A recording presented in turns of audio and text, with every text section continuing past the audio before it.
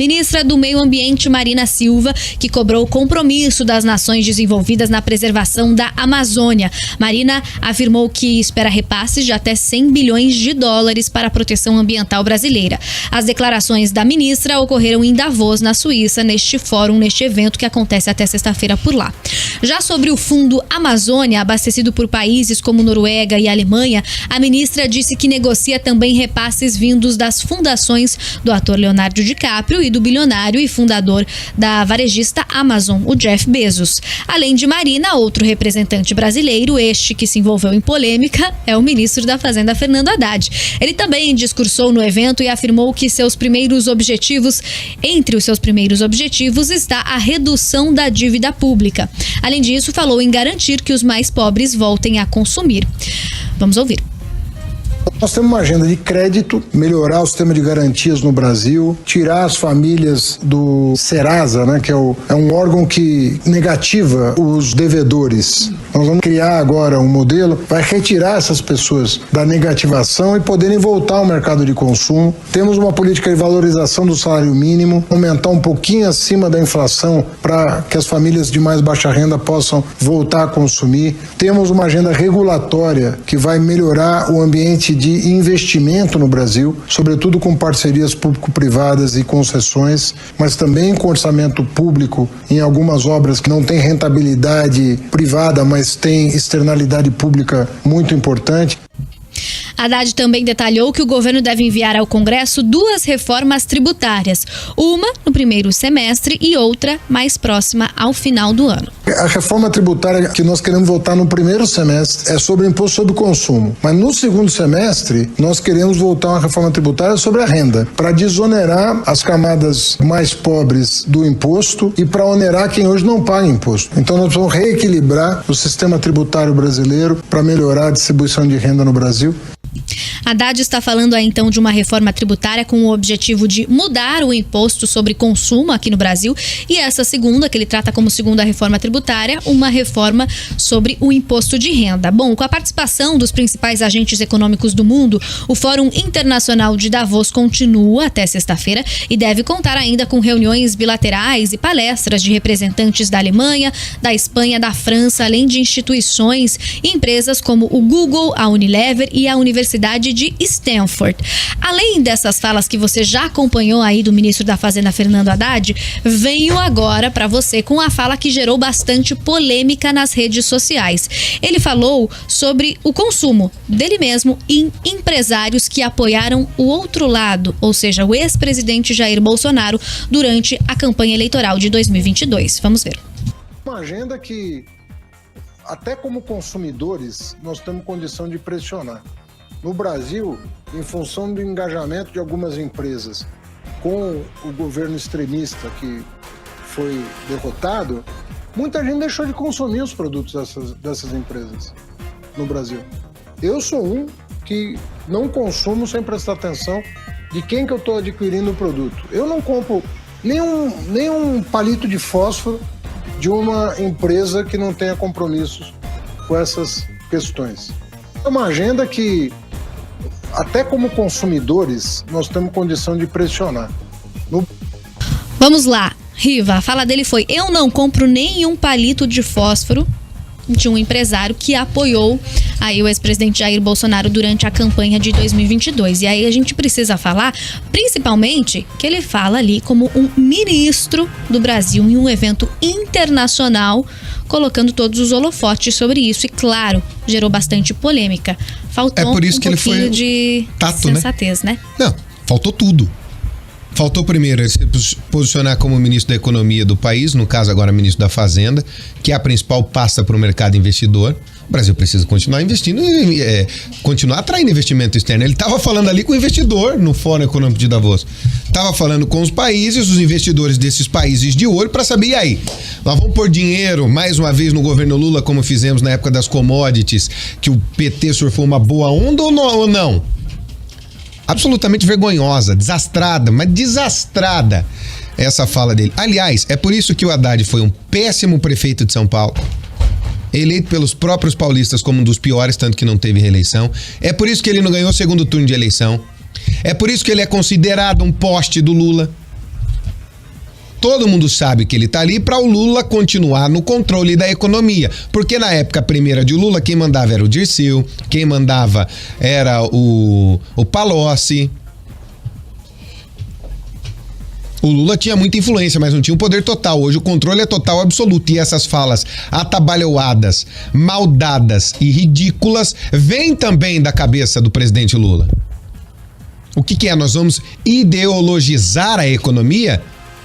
Quer dizer, então, vamos dar um exemplo claro aqui, que ninguém compra mais na Van, porque a Van apoiou o antigo governo, já falou que torce para que seja um bom governo a partir de agora. Governos na economia não olham ideologia, olham a economia funcionando. Sim, o mercado brasileiro é muito especulativo. Sim, o mercado brasileiro depende essencialmente de investimento externo.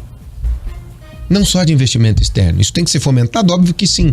Você tem que fazer a nossa indústria, por exemplo, crescer de 15%, 16% que está hoje para 35%, que é o básico de uma economia autossustentável. Para você não ficar dependendo exclusivamente de valores de commodities, como acontece com o nosso país hoje.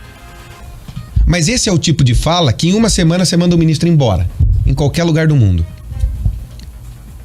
Aliás, para mim o Haddad nem devia ter entrado, para mim já tá fazendo serão há um bom tempo. Outra fala errada, a gente não pode aumentar a tabela do imposto de renda de isenção porque precisa lá da anterioridade. Mentira, não precisa de anterioridade. Você precisa de anterioridade quando você aumenta. Quando você diminui, não. Quando é um benefício, não precisa. É mentirosa essa fala dele, porque sabe que não vai conseguir cumprir isso. Porque precisa do dinheiro de quem ganha um salário mínimo e meio dentro dos cofres do governo. É mentira isso. Aliás, mentira é método de todo e qualquer governo. Ou então uma criação de narrativa a seu favor. Que nós, jornalistas, temos a obrigação de mostrar. Não, isso é um fato, isso não é. Chame de mentira aquilo que não é fato se você quiser.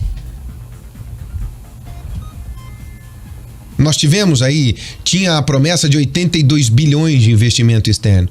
Aí você vê o presidente lá da Eurásia, que é uma mistura ali de investimento, né? Que é uma parceria de parte da Europa com os tigres asiáticos e tal, naquela região, né, da Eurásia, dizendo, não sabemos se confiamos no Brasil. Só que ali você tem indústria petroquímica, você tem investidores em tecnologia. E aí? O que a gente precisa entender é o seguinte: ele pode ter a opinião dele, mas que ele guarde pra ele, que fale na frente do espelho no banheiro.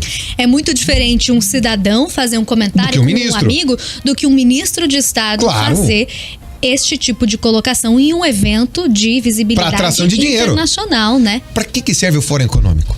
Para você ir lá e falar, investidores, olha como nós somos bonitos, cheirosos e limpinhos. Como a gente vai cuidar bem do seu investimento, como vai render você aqui comigo. Não para falar uma bobagem, isso é uma bobagem. Outra bobagem. Ontem, durante uma entrevista da presidente do PT, assim que ela está posicionada, Gleisi Hoffmann, a Globo News, ela falando dos investimentos em petróleo no Brasil, dizendo que aquilo que é dolarizado que vem de fora vai ficar, o que não vai ser realizado, vai ser tornado em moeda local. Ah tá, então 30% do nosso diesel que é trazido de fora ninguém traz mais, porque não vai valer a pena, aí você tem desabastecimento. Tem que prestar atenção no que fala. O que líderes políticos falam, que ministros falam, não repercute no deles, no dia a dia deles. Repercute na gente, na população, porque o salário deles está garantido. As benesses dele do Estado estão garantidas deles. A nossa não. Você já pensou um desabastecimento de diesel no Brasil? O caminhão parando porque não tem diesel. Porque não vale mais a pena quem importa diesel trazer para cá. Não vale mais a pena. A gente não tem capacidade de produção. Quando é que vão entender que o nosso petróleo não é de refino para combustível? A gente troca, manda o petróleo bruto para lá e pega em combustível para cá. Agora no pré-sal, em parte do pré-sal, está se olhando que esse óleo tem a capacidade de refino para virar combustível de verdade. Nós somos autossuficientes em petróleo? Somos, na capacidade de produção, não em refino. Se não colocarem isso na cabeça, nós vamos quebrar a Petrobras. E eu já falei aqui que, para mim, tinha que ser um momento de desestatização, como acontece com a Copel, que o governo fique com uma parte. Até porque você não sabe o cenário internacional que pode acontecer, de repente você precisa numa emergência, para alguma ação e tal, você ter essa capacidade de gerar energia, mas ela não pode ser decisória, você não pode mais ter monopólio, tem que abrir mercado. Aí uma fala como essa faz o que com o investidor? No Brasil eu não quero.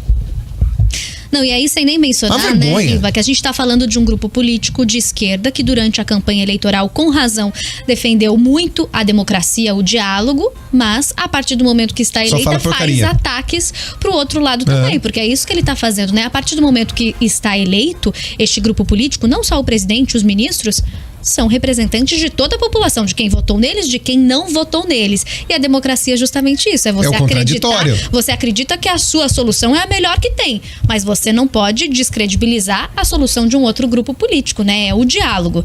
E aí o que eles estão fazendo justamente é ataques também ao outro lado, perdendo todo um discurso de campanha que a gente ouviu durante 2022. É um ministro da economia que disse que quando estudou economia passava porque colava dos amigos. Vamos lá, Paulo Guedes é a 8ª maravilha do mundo? Não acho que seja. Não acho que prometeu muito e fez muito menos do que prometeu. Mas pelo menos diante do mercado internacional sabia se posicionar para atrair investimento. Haddad, volta para a USP, volta para a Unicamp, volta para onde você dava aula. No banco acadêmico é o seu lugar. Não é como ministro da Fazenda. Isso está muito claro. Ele só lá está porque é o poste do Lula. Porque é uma forma do Lula mandar na economia do país sem que ninguém o questione. Eis o grande perigo do momento do Haddad ser o ministro da Fazenda. Vamos lá, 11h20.